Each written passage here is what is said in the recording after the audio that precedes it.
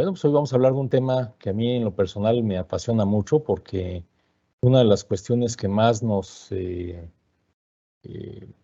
critican a los latinos es precisamente esta eh, pues falta de capacidad o limitación que tenemos para trabajar en equipo, para construir los equipos de trabajo. Entonces, si no tienen inconveniente, vamos a empezar y vamos iniciando con un par de frases, una de Henry Ford, que nos decía que reunirse en equipo es el principio, mantenerse en equipo es el progreso, pero trabajar en equipo asegura el éxito.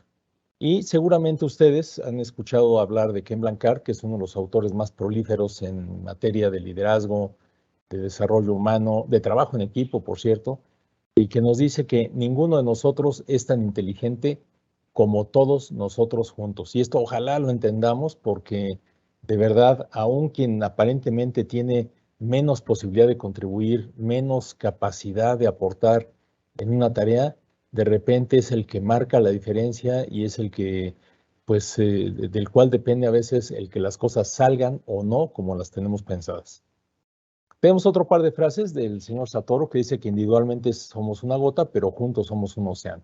Y seguramente ustedes recordarán a este gran jugador, a Michael Jordan, que decía que el talento gana partidos, pero el trabajo en equipo gana campeonatos. Entonces vamos a empezar a trabajar con esta plática. Y bueno, se supone que al finalizar ustedes van a conocer los elementos que diferencian un grupo de un equipo, las claves del trabajo en equipo, así como la importancia del manejo de las emociones, los roles típicos de los integrantes y los pilares del trabajo en equipo, que les permitan obtener mejores resultados, centrarse en los procesos para alcanzar metas e integrarse con sus compañeros, siempre con la mira que los mantenga alineados a los objetivos de la empresa o de la entidad en donde estén colaborando. Y vamos a iniciar esta plática con una fábula que seguramente ustedes recordarán ahí en sus años del jardín de niños, de la primaria, esta fábula de la liebre y la tortuga, con algunas adaptaciones. Entonces, ustedes recordarán que una tortuga y una liebre siempre discutían sobre quién era más rápida. Para dirimir el argumento, decidieron correr una carrera. Eligieron una ruta y comenzaron la competencia. La liebre arrancó a toda velocidad y corrió enérgicamente durante algún tiempo. Luego, al ver que llevaba mucha ventaja, decidió sentarse bajo un árbol para descansar un rato, recuperar fuerzas y luego continuar su marcha. Pero pronto se durmió. La tortuga, que andaba con paso lento, la alcanzó, la superó y terminó primera, declarándose vencedora indiscutible. La fábula tradicional de esta moraleja, perdón, la moraleja tradicional de esta fábula nos dice que los lentos y estables ganan la carrera. Pero la historia no termina aquí. La liebre, decepcionada tras haber perdido, hizo un examen de conciencia. Eh, Reconoció sus errores, descubrió que había perdido la carrera por ser presumida y descuidada. Si no hubiera dado tantas cosas por supuestas, nunca lo hubiesen vencido. Entonces, desafió a la tortuga a una nueva competencia. Esta vez, la liebre corrió de principio a fin y su triunfo fue evidente. La moraleja de esta parte nos dice que los rápidos y tenaces vencen a los lentos y estables. Pero ¿qué creen? La historia tampoco termina aquí. Tras ser derrotada, la tortuga reflexionó detenidamente y llegó a la conclusión de que no había forma de ganarle a la liebre en velocidad. Como estaba planteada la carrera, ella siempre perdería. Por eso, desafió nuevamente a la liebre, pero propuso correr sobre una ruta ligeramente diferente. La liebre aceptó y corrió a toda velocidad, hasta que se encontró en su camino con un ancho río. Mientras la liebre, que no sabía nadar, se preguntaba, ¿qué hago ahora?, la tortuga nadó hasta la otra orilla, continuó a su paso y terminó en primer lugar. Bueno, pues la moraleja de esta parte de la historia nos dice que quienes identifican su ventaja competitiva, en este caso saber nadar, y cambian el entorno para aprovecharla, llegan primero. Pero ¿qué creen? La historia tampoco termina aquí. El tiempo pasó y tanto compartieron la liebre y la tortuga que terminaron haciéndose buenas amigas.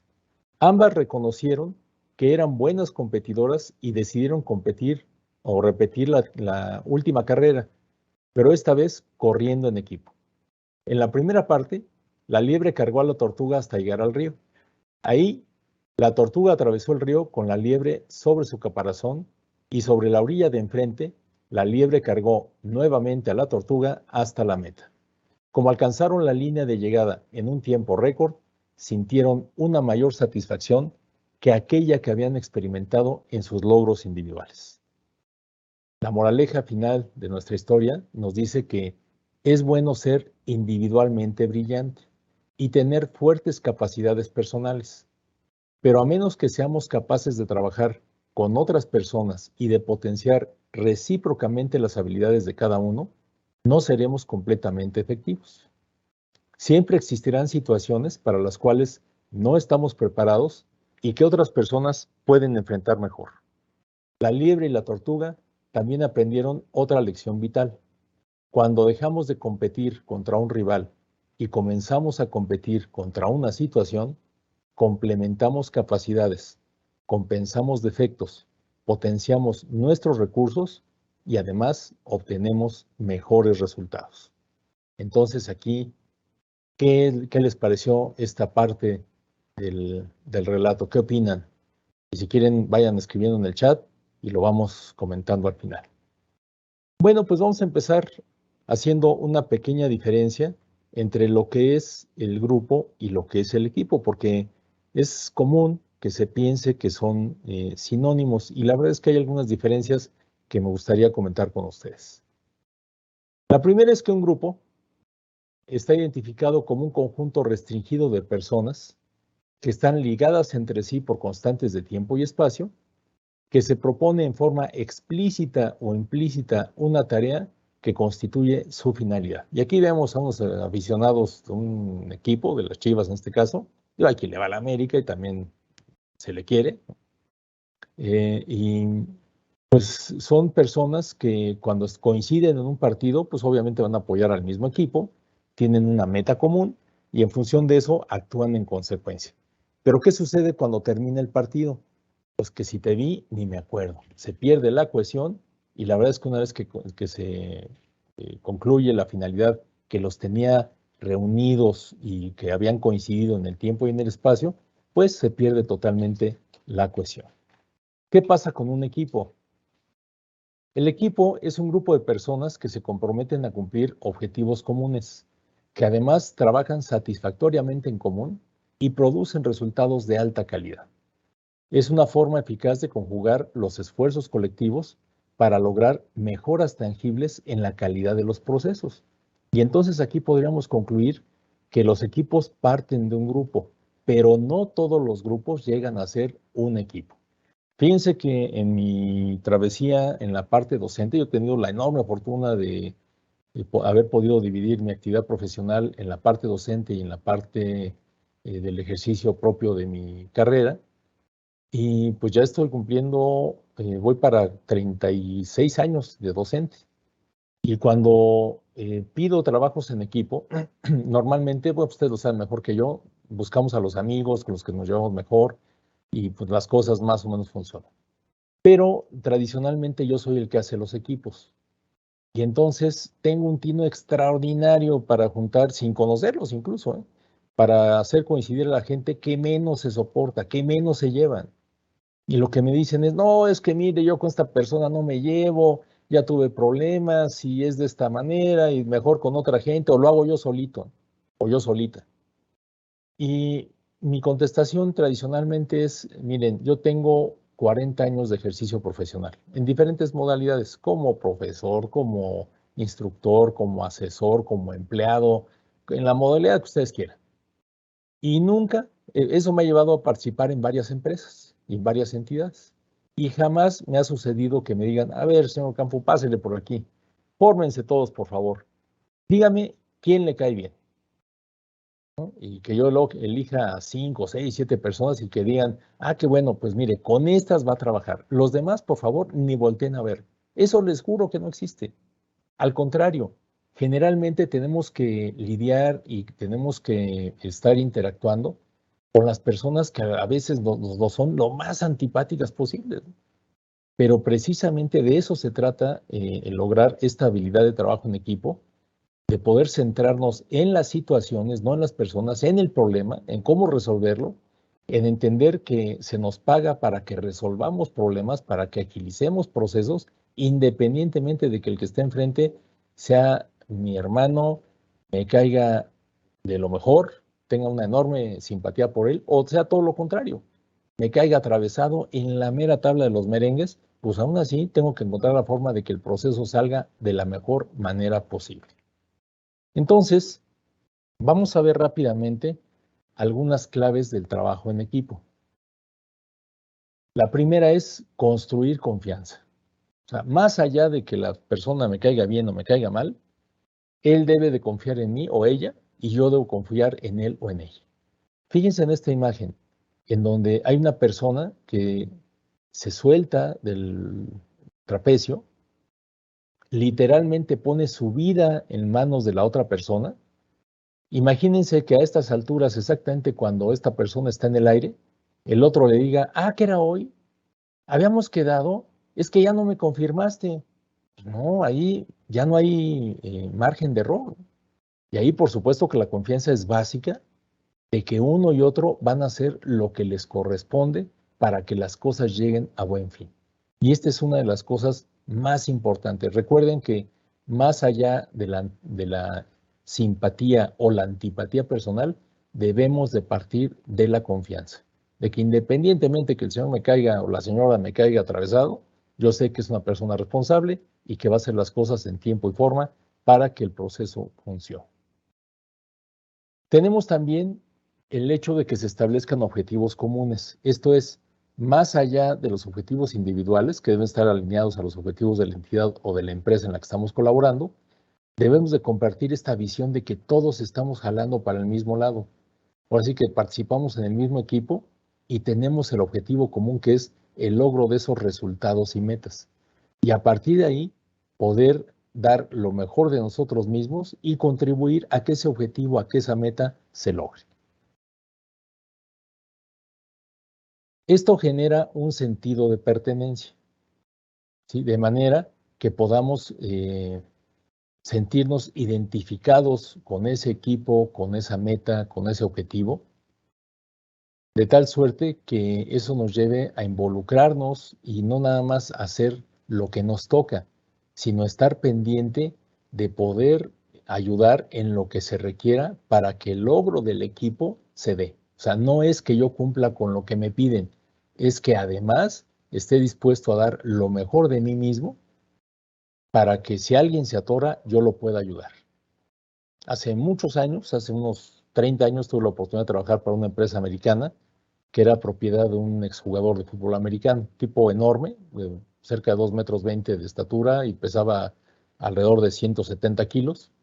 Era un tackle, había sido un tackle defensivo y en alguna ocasión un tipo de raza caucásica, cuero blanco completamente, y en alguna ocasión que tuve la oportunidad de platicar con él, le preguntaba yo cómo era el ambiente en el equipo.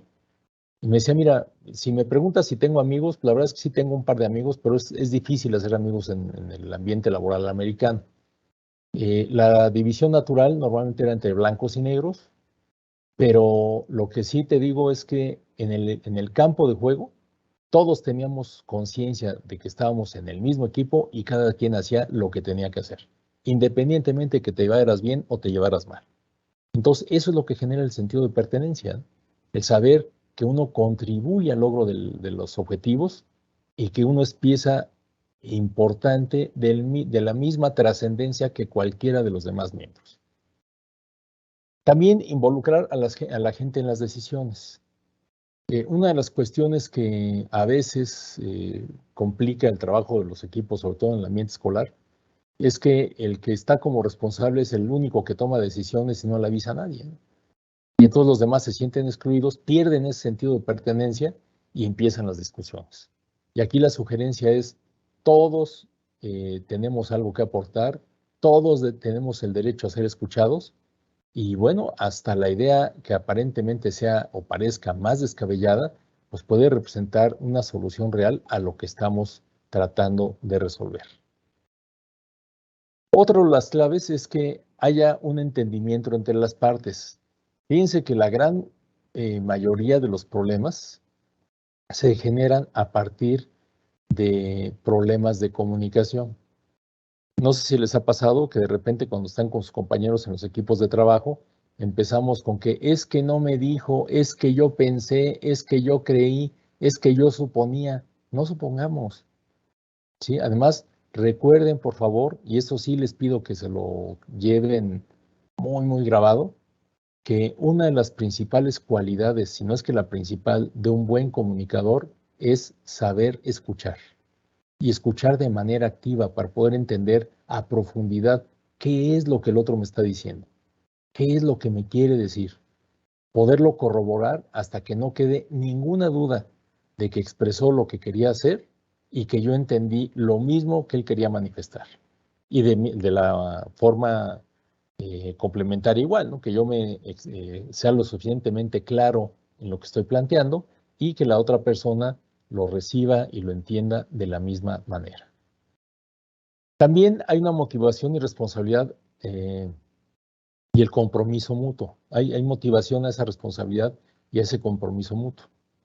De tal manera que en la medida en que vamos avanzando, eso nos va llenando de energía, nos va llenando de emoción, de ver que las cosas ya se están dando, que están caminando, que realmente el esfuerzo es el adecuado y está produciendo los resultados que se esperaban. Y a partir de ahí, bueno, pues que podamos tener ese compromiso de equipo que incremente la motivación y nos lleve a ser cada día mejores. Otra parte es impulsar la comunicación. Ya les comentaba yo que esta parte de saber escuchar es vital, de poder corroborar que los mensajes lleguen como deben de llegar. Acuérdense que hay que tener mucho cuidado con los prejuicios y un prejuicio es hacer una o emitir una opinión o un juicio antes de tener la certeza de que así son las cosas. Pero eso es un juicio previo, un prejuicio. Entonces, cuando alguien les diga, no, mire, es que fulanito de tal es de esta forma, dense la oportunidad de comprobarlo por ustedes mismos. Corroboren, porque a lo mejor por ahí hubo algún error de comunicación y hubo una falsa o una percepción no muy apegada a la realidad.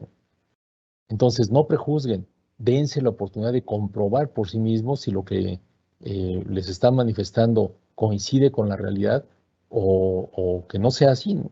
Y de repente, bueno, pues había habido gente de la que me hablan barbaridad y media, y la verdad es que es gente extraordinaria, ¿no? A lo mejor por ahí hubo algún problema de comunicación, algún malentendido, y es gente súper colaboradora, súper entregada, súper responsable.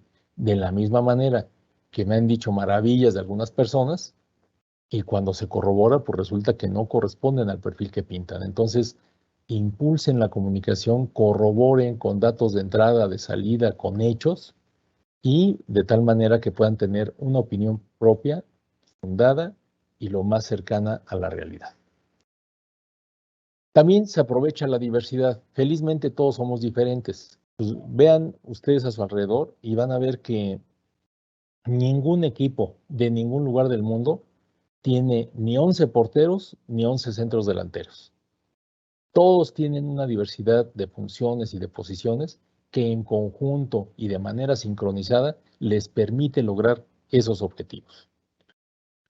También celebra los éxitos grupales. Fíjense que una de las cosas que también nos distinguen a los latinos es que somos muy buenos para lamentarnos de todas las barbaridades que nos han ocurrido, de los errores que cometemos o de cuando no hemos podido lograr lo que nos habíamos propuesto. Pero cuando celebramos, cuando tenemos éxitos, también somos buenos para olvidarlos, ¿no? Decir, bueno, pues que las cosas se dieron, pues es que pues tuvimos suerte. No, hay que celebrarlos en su exacta dimensión, ¿no? Tampoco se trata de que se nos inflame el ego de una manera desmedida, pero sí de que esto sea un motivo de convivencia, de celebración, de incluso de reflexión, de ver qué fue lo que hicimos bien, qué podemos hacer mejor y cómo podemos garantizar que ese éxito se repita, que sea ya una constante, aprovechando lo que hacemos bien y mejorándolo y reflexionando en aquello que no nos salió tan bien para que cada vez nos salga mejor. El liderazgo.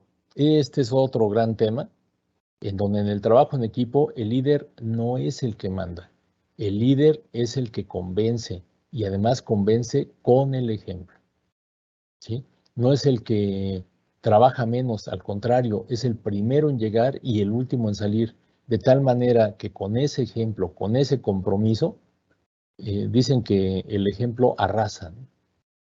Entonces es lo que un buen líder, más que mandar, inspira a través del ejemplo y de la demostración hacia su equipo de que las cosas se pueden hacer y se pueden hacer bien y además se pueden hacer cada vez mejor, que es capaz de reflexionar primero ante sí mismo, de reconocer cuáles son sus áreas de oportunidad, en dónde debe de mejorar, qué puede capitalizar y a partir de ahí transmitírselo a su equipo. Entonces, recuerden que esta parte es fundamental para que un equipo funcione como debe de ser. Un equipo eficaz requiere de sus miembros capacidad de cooperación y esfuerzo. Pero fíjense que esto no se da por empatía, sino por una cierta madurez y entrenamiento para participar en él. O sea, más allá de que me caigas bien o me caigas mal, lo que se necesita para que un equipo funcione es que tengamos esa cierta tendencia a la madurez, a poder separar la parte emocional de la parte racional. Y ojo, hablo de separar, no de someter. No se trata de que limitemos las emociones o de que las neguemos. Al contrario, se trata de que las sepamos gestionar de manera adecuada. Y entonces, la tarea supone la utilización de métodos racionales en su abordaje. Entonces, cuando somos capaces de privilegiar la razón y de manejar, de gestionar adecuadamente las emociones, las cosas pueden funcionar mejor. Pero ¿qué creen? Esto implica contacto con la realidad, implica una tolerancia a la frustración y un control de las emociones.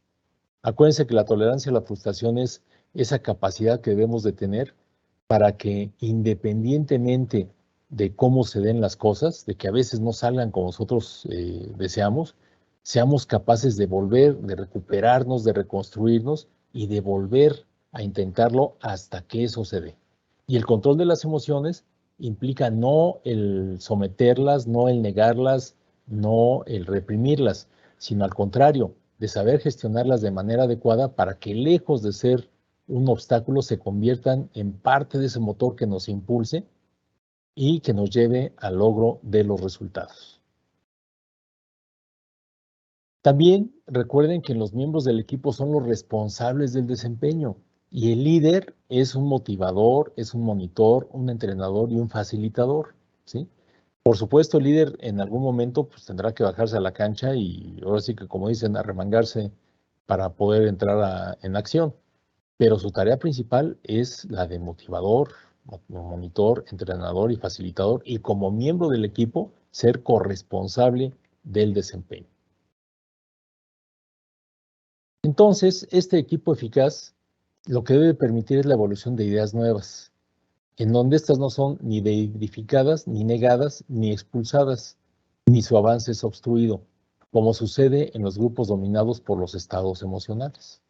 Sí, y acuérdense, no estamos hablando de represión de emociones ni de cancelación, estamos hablando de gestión efectiva de las emociones. ¿Qué sucede cuando nos dejamos llevar únicamente por las emociones? Pues que entonces, si alguien que me cae mal opina, por el solo hecho de que sea ese alguien, yo me voy a oponer.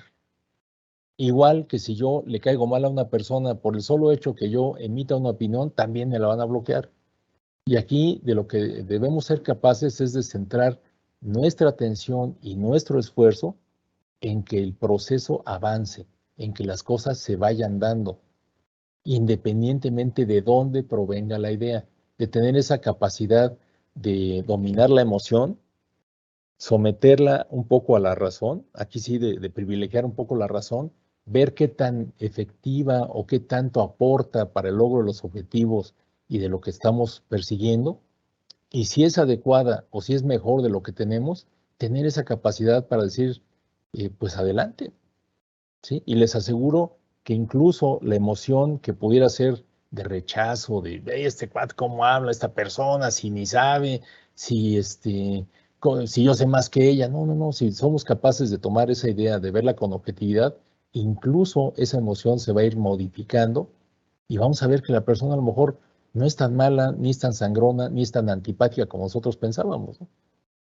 Y recuerden que cuando estamos en ese estado de confrontación interna, pues los principales perjudicados somos nosotros.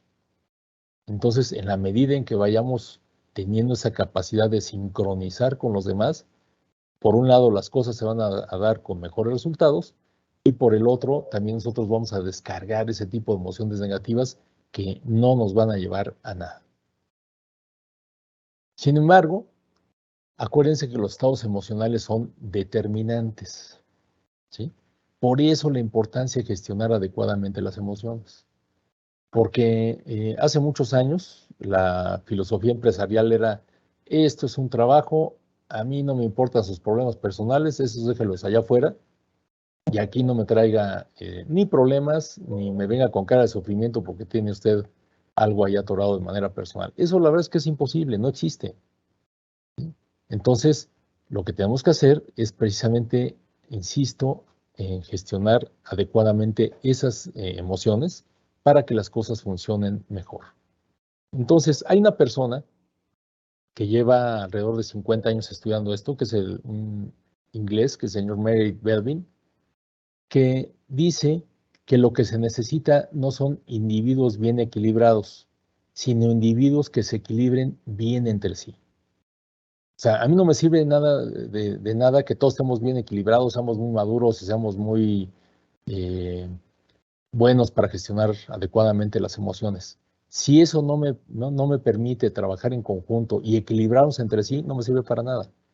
Sí, es mucho más eficiente el que haya por ahí alguno que otro que se salga del estándar, pero que sea capaz de equilibrarse con los demás, que sea capaz de gestionar adecuadamente esas emociones, de poderse enfocar en el proceso y de dar lo mejor de sí en esta etapa de transición o de transformación en los procesos y de enfoque a resultados. Entonces, este señor ha hecho una serie de estudios de los últimos 50 años y hizo una serie de simulaciones en las cuales determinó que los roles de los equipos se podrían dividir en tres grandes grupos. El primer grupo son los grupos de acción, que son los que se ocupan de pasar a la acción, de llevar a cabo y finalizar una tarea. Los sociales, que se encargan de la cohesión, la coordinación y el contacto con el grupo exterior. Y los mentales, que tienen que ver con el conocimiento, la visión crítica, la creatividad para hacer una tarea. Y aquí un poco la primera pregunta sería, ¿dónde se identifican ustedes? ¿En dónde piensan que pueden ser más eficientes en su participación? ¿Dónde se sienten más cómodos trabajando? Porque definitivamente hay gente que es feliz y es extraordinariamente eficiente en la parte mental, que son gente con una visión crítica extraordinaria, con una capacidad de planeación, de investigación documental, y que son felices entre libros, buscando en sitios de internet. También existen los sociales, como decía mi abuelita, que son los que tienen alma de rebozo, en todos lados se atoran, con todo el mundo tienen que ver, son extraordinarios para establecer contactos, para poder tener alguna persona conocida en casi todos los ámbitos y que son los que nos abren la puerta para que podamos hacer lo que requerimos. Y los de acción, que son los que son hiperkinéticos, ¿no? Así todos inquietos y que les urge bajarse a la cancha para la acción, para decir dónde está la tarea, si hay que hacer, si hay que modificar, si hay que ir a comprar, si hay que armar, lo que haya que hacer mientras tenga que ver con la acción, son felices ahí. Entonces vayan viendo en dónde se ubican. Y entonces fíjense, estos 9 roles implican 3 particiones. En la parte de acción tenemos al finalizador, al implementador y al impulsor. Y en la parte social tenemos al coordinador, al investigador de recursos y al cohesionador. Mientras que en los mentales tenemos al monitor evaluador, al cerebro y al especialista. Entonces vamos a verlos rápidamente cada uno de ellos. ¿Qué pasa con el implementador? Es el que transforma ideas en acciones, es muy disciplinado, es organizado y es eficiente. O sea, es en términos coloquiales, lo que se conoce como el nerd del equipo. El que tiene sus cuadernos extraordinariamente bien organizados, el que todo lo tiene al día y el que tiene una gran capacidad para organizar. Le piden la tarea de hace 15 días y la tiene perfectamente ubicada en tiempo y en forma. Tenemos al impulsor, que es el que trabaja bajo presión y tiene mucha iniciativa y proactividad. Fíjense que esta persona es retadora y aquí hay algo bien importante. No es recomendable más de uno por equipo. Y ustedes se preguntarán por qué. Porque este es así como el centro delantero del equipo. Entonces, ya ven que centros delanteros pues, normalmente hay uno porque si no se empiezan a tropezar entre ellos. Entonces, esta es una de las características de este tipo de perfil, en donde, pues sí, es muy bueno para trabajar bajo presión, para sacar las castañas de la lumbre, pero lo ideal es que sea uno por equipo. Por otro lado, tenemos al finalizador, que es el encargado de que las cosas se hagan en plazo y con la calidad esperada, ¿no? Es el filtro que nos dice, ¿sabes qué? Esto no cumple, esto hay que repetirlo, esto hay que mejorarlo, hasta que quede con las características, los requisitos que nos pusieron, ya sea en la rúbrica o en las especificaciones del trabajo, de la tarea que hay que integrar, y es el que da el visto bueno para que las cosas sigan adelante. En la parte de los roles sociales tenemos al coordinador, que es la persona que muestra un comportamiento maduro, es un gran comunicador y además promueve la toma de decisiones, ¿no? Tenemos al cohesionador, que es la persona que vela por el buen clima dentro del equipo. Esta persona tiene un perfil empático y diplomático y además es un buen mediador en cualquier conflicto, ¿sí? Un ingeniero mecánico, queridísimo amigo, el ingeniero Roberto Márquez, un día me dijo que en las relaciones humanas era como obedecían algunos principios de la física. Específicamente me dijo, para que haya tracción, o sea, para que las cosas se muevan, necesariamente tiene que haber fricción, ¿sí? Entonces, las fricciones entre los componentes del equipo son naturales, pero aquí es donde el cohesionador funciona como ese aceite que, por un lado, permite que las cosas se muevan, pero sin desgaste excesivo. Y esa es la importancia de esta figura, ¿no? El cohesionador. Está el investigador de recursos, que es una persona extraordinariamente, generalmente extrovertida, comunicativa, emprendedora y de perfil comercial, ¿no? Es el que nos consigue todo, con todo mundo tiene que ver y además tiene una gran agilidad para los intercambios. Y tenemos finalmente los roles mentales, en donde tenemos al cerebro, que es el perfil creativo, imaginativo, que es una fuente de ideas para el equipo. Tenemos al especialista, que aporta cualidades y conocimientos específicos sobre una tarea en particular. Y tenemos finalmente al monitor evaluador, que es un buen estratega, es perspicaz y observador, ayuda a tomar decisiones y además lo hace desde un punto de vista objetivo. Entonces, esta parte es la parte en donde la materia gris, las neuronas trabajan al máximo, son capaces de hacer análisis extraordinarios, de hacer una buena planeación y además de definir por dónde van las cosas, cuál es la secuencia y en qué orden tenemos que ejecutarlas. Entonces, ¿qué sucede si no se logra que el equilibrio entre los integrantes del equipo? Pues que empieza el choque de personalidades. No sé si a ustedes les ha pasado, pero de repente cuando hay trabajos en equipo, me dicen, es que voy a cambiarme de equipo porque ya me enojé con mis compañeros. ¿Y por qué? Pues porque yo soy el único que trabajo, la única que trabaja y los demás no hacen nada. O porque yo les propuse algo y no me hicieron caso, o porque ya estábamos adelantados y de repente alguien llegó con una nueva idea y era repetir todo, yo no estoy de acuerdo. Entonces, ahí lo importante, acuérdense, es recuperar el equilibrio y evitar que este choque de personalidades obstruya los avances y, peor aún, que llegue a ser un impedimento en el logro de las metas o de los objetivos que nos hemos trazado. Entonces, vamos a ver algunas cuestiones que tienen que ver con las dinámicas de grupo. Seguramente ustedes recordarán a este personaje, a Daniel Goleman, el de la inteligencia emocional. Fíjense lo que nos dice. Si no puedes tener empatía y relaciones efectivas, entonces no importa lo inteligente que seas, no vas a llegar muy lejos, ¿sí? Esto lo que quiere decir es que por más brillantes que seamos de manera individual, si no somos capaces de coordinarnos con los demás, la verdad es que no vamos a poder avanzar mucho. Sí, yo decía que al mundo latino en general se nos critica esa falta de trabajo en equipo y tradicionalmente somos muy buenos en deportes individuales. México generalmente se distingue en boxeo, tenemos algunas estrellas en equipos de fútbol, pero que brillan en el extranjero. Cuando vienen acá a México les cuesta mucho trabajo porque no hay esa cohesión de equipo. Entonces, aquí lo más importante es que volteemos a los lados y que veamos que independientemente de que nos sintamos muy buenos o expertos en algunas materias, si no nos coordinamos con los demás, pues la verdad es que no va a haber posibilidad de que avancemos de manera significativa. Entonces, ¿qué podemos hacer? Pues actuar y desarrollar nuestra inteligencia emocional. Acuérdense, no es reprimir las emociones, es gestionarlas de manera efectiva. Y para eso hay que entender qué es la inteligencia emocional. Y Goleman nos dice que es la capacidad de reconocer nuestros propios sentimientos y las de los demás, pero a partir de ahí que nos motivemos y que manejemos adecuadamente las relaciones.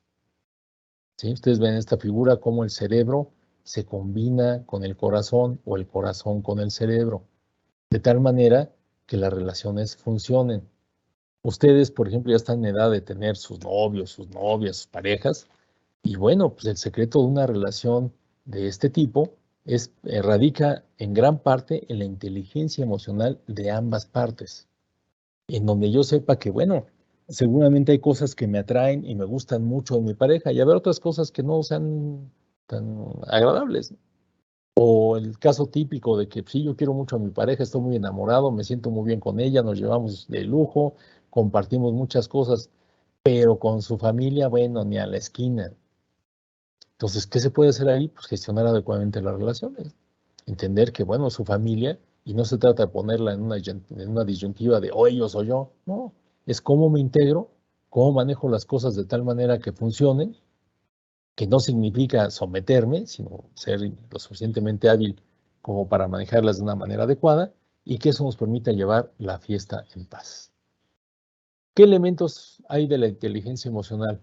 Pues la primera es la conciencia de uno mismo. Recuerden siempre, por favor, que, como decía mi abuelita, lo que te choca, te checa. Si hay alguien que nos cae en la mera tabla de los merengues y no lo soportamos, la sugerencia es veámonos en el espejo, porque seguramente estamos identificando más de una situación que no nos gusta de nosotros y la estamos proyectando en esa persona.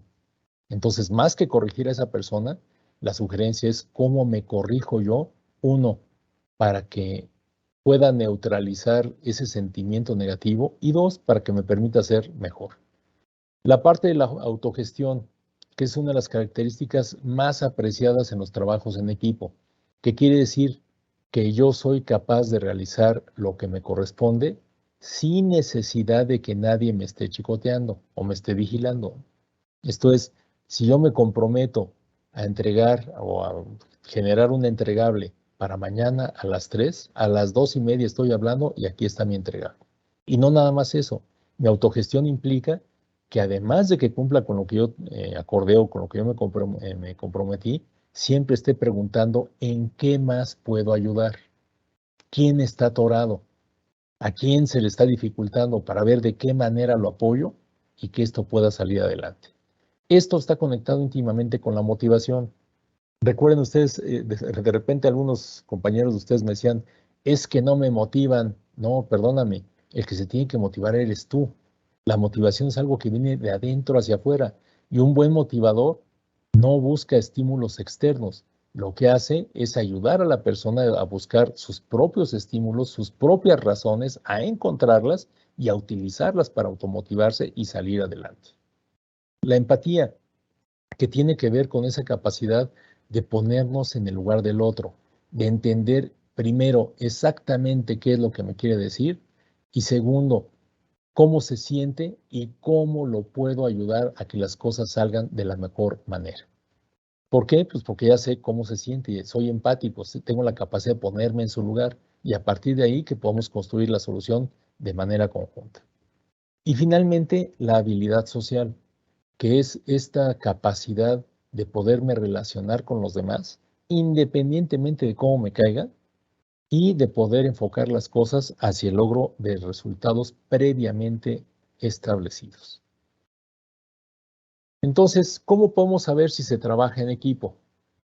Bueno, pues se trabaja en equipo si se toman decisiones grupales, ¿sí? Aunque en un principio no todos estén de acuerdo, tienen la habilidad para llegar a un consenso e idear formas de que se suban al barco. Esto es, no se trata de mayoritear, no se trata de aventar lámina, ¿no? Como algunos actores políticos acostumbran. Se trata de convencer. Y recuerden, por favor, que el hecho de que alguien tenga una opinión diferente a la nuestra no necesariamente significa que alguno de los dos esté mal. Realmente lo que quiere decir es que hay más de una forma de abordar las cosas, de verlas, de percibirlas.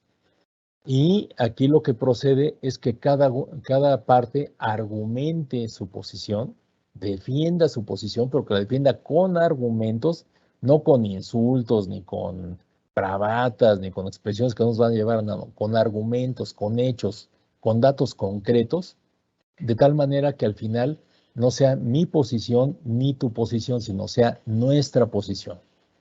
¿Sí? Entonces, en un equipo, la idea es que las cosas se tomen por consenso, no por mayoría. También se trabaja en equipo si se sostienen reuniones productivas, en donde después de cada una de estas reuniones, los asistentes saben bien qué pasos deben de seguir y además sienten que su presencia fue esencial. Durante esas reuniones se generan las nuevas ideas y las estrategias para fortalecer el equipo. No sé si a ustedes les ha pasado, pero es común que me comentan, es que nos hemos reunido 4 veces y hablamos de todo menos del trabajo. Y se pueden hablar de fútbol o de las películas o de las comedias o de cualquier otra cosa menos del trabajo. No, las reuniones son para tomar decisiones, tomar acuerdos y revisar avances. Entonces, ya una vez que jugamos eso, entonces podemos dedicarnos a lo que ustedes quieran, pero no perdamos ese foco ni ese objetivo para que las cosas pues, realmente puedan funcionar. También se trabaja en equipo si se fomenta la creatividad y la innovación, porque cuando los miembros del equipo saben qué hacer y conocen su impacto en el equipo, en el club, se producen nuevas ideas e innovaciones que permiten el crecimiento. Aquí es donde, por ejemplo, gente de nueva incorporación, gente que venía de otros colegios, de otras escuelas, de otros grupos, con la que nunca habíamos trabajado, de repente puede tener ideas que nunca se nos hubieran ocurrido, ¿no? Porque esa ceguera de taller a todos se nos desarrolla, ¿no? Entonces vamos pensando que las cosas solamente se pueden hacer y se pueden resolver de una sola manera, y de repente llega alguien con la mente despejada, con el ambiente limpio, y puede plantear soluciones o ideas realmente innovadoras y que nos pueden ayudar en mucho a lograr los objetivos que estamos persiguiendo. También se trabaja en equipo cuando se escuchan. Todos están en la misma página y cuando surge un problema están dispuestos a apoyar. Además, escuchan activamente las opiniones de los demás y ayudan a ofrecer soluciones. Acuérdense, por favor, les insisto en esta parte de que la principal cualidad de un buen comunicador es saber escuchar. Y en los equipos es básico, más que me escuchen, es saber escuchar, entender al otro. Acuérdense de este señor Stephen Covey. Uno de los 7 hábitos de la gente altamente efectiva es precisamente preocuparse por entender más que por ser entendido. Y esto conlleva el tener la escucha activa. Y escucha activa significa que cuando el otro está hablando, lo mire a los ojos, centre mi atención en lo que esté diciendo. No nada más ponga atención a las palabras, sino también a su lenguaje corporal. Y a partir de ahí entienda exactamente no solo qué, sino la dimensión y la intensidad del mensaje que está transmitiendo. También se trabaja en equipo si hay metas, si hay proyectos y se tiene claro a dónde queremos llegar. ¿Cuáles son los pilares del trabajo en equipo? Primero, el saber. Segundo, el cómo hacer. Y el tercero, el querer hacer. El saber implica conocimientos. Es el qué y el por qué hacer. y poner a disposición del equipo las experiencias y habilidades. El poder, que es el cómo hacer, que son las capacidades, es la coordinación de acciones, la visión, el objetivo asumido.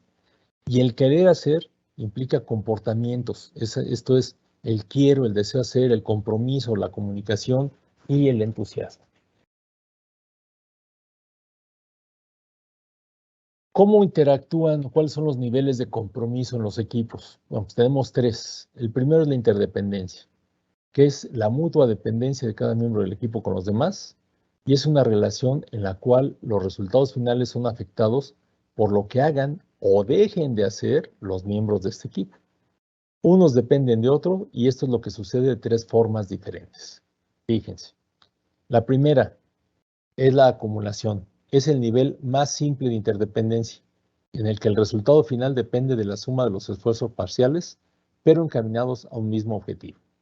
Ustedes seguramente han jugado boliche y ven que en un torneo cada quien tira su línea y lo que hacen es sumarlos, y eso es lo que se compara contra el otro equipo. Si lo llevamos al plano escolar, es como cuando decimos, a ver, a ti te toca del capítulo 1 al capítulo 3, a ti del 5 al 7, a ti del 4 al 5, en fin, hay alguien que se dedica a consolidar, arma y se acabó. Esto es un trabajo de tipo cooperativo, pero la verdad es que es el más sencillo. ¿Qué pasa cuando pasamos a la secuencia? ¿Sí? En donde el logro de la tarea depende de un proceso eslabonado y cada miembro del equipo realizará una tarea específica, pero el resultado final depende de que el proceso se complete. Esto es, aquí no nada más se trata de armar pedacitos, se trata de sincronizar cada una de esas etapas, de cada uno de esos fragmentos, de tal manera que las cosas funcionen. Los jóvenes que estén en disciplinas como los sistemas, como la parte mecánica, la parte de arquitectura, saben que, por ejemplo, cuando hacen un modelo o un prototipo, no importa lo bien que estén diseñados cada uno de los componentes, lo que importa es que el proyecto en sí funcione y haga lo que tiene que hacer. Si no hace lo que tiene que hacer, el proyecto no será exitoso. Y este es el caso. Y finalmente tenemos la parte recíproca, que es el nivel más complejo, porque la interdependencia no solo afecta al siguiente paso del proceso o al resultado final, sino que terminará afectando también a quien origine una situación. Ustedes ven, por ejemplo, aquí una pirámide humana en donde cualquiera que pierda la concentración, cualquiera que pierda el equilibrio, va a afectar a los demás y además se va a ver afectado por sí mismo. Entonces, en este caso, ya no estamos hablando de trabajo cooperativo, estamos hablando de trabajo colaborativo, en donde todos somos corresponsables del resultado final, estamos comprometidos y estamos enfocados a que las cosas se den como se tienen que dar. Y bueno, para terminar, quisiera presentarles este video, ojalá que sea de su agrado y a ver qué les parece. Ustedes me dicen.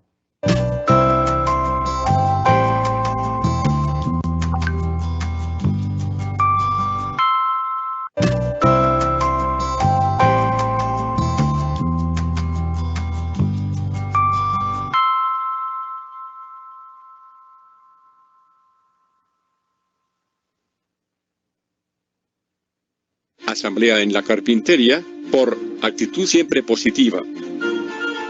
Hubo en la carpintería una extraña asamblea. Las herramientas se reunieron para arreglar sus diferencias. El martillo fue el primero en ejercer la presidencia, pero la asamblea le notificó que debía renunciar. La causa: hacía demasiado ruido, y se pasaba el tiempo golpeando. El martillo reconoció su culpa, pero pidió que fuera expulsado el tornillo. Había que darle muchas vueltas para que sirviera de algo. El tornillo aceptó su retiro, pero a su vez pidió la expulsión de la lija. Era muy áspera en su trato y siempre tenía fricciones con los demás. La lija estuvo de acuerdo, con la condición de que fuera expulsado el metro, pues se la pasaba midiendo a los demás, como si él fuera perfecto. En eso entró el carpintero, se puso el delantal e inició su trabajo utilizando alternativamente el martillo, la lija, el metro y el tornillo. Al final, el trozo de madera se había convertido en un lindo mueble. Cuando la carpintería quedó sola otra vez, la asamblea reanudó la deliberación. Dijo el serrucho: señores, ha quedado demostrado que tenemos defectos, pero el carpintero trabaja con nuestras cualidades. Eso es lo que nos hace valiosos. Así que no pensemos ya en nuestras flaquezas. y concentrémonos en nuestras virtudes. La asamblea encontró entonces que el martillo era fuerte, el tornillo unía y daba solidez. La lija limaba asperezas y el metro era preciso y exacto. Se sintieron como un equipo capaz de producir hermosos muebles, y sus diferencias pasaron a segundo plano.